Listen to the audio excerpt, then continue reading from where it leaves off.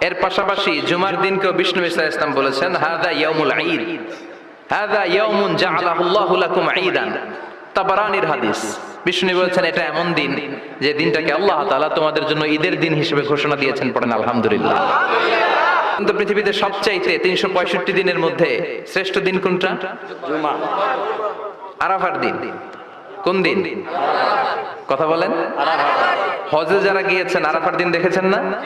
ইজহার রেদা পরে আমরা লাব্বাইক আল্লাহুম্মা লাব্বাইক বলি। এটা সারা বছরের মধ্যে শ্রেষ্ঠ দিন।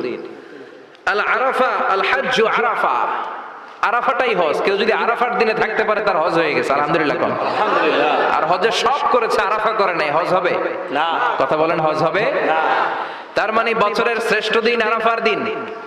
এদিন আল্লাহ এত সংখ্যক বান্দাকে একসাথে ক্ষমার ঘোষণা দেন, বছরের কোন দিন এত মানুষকে ক্ষমা করেন না।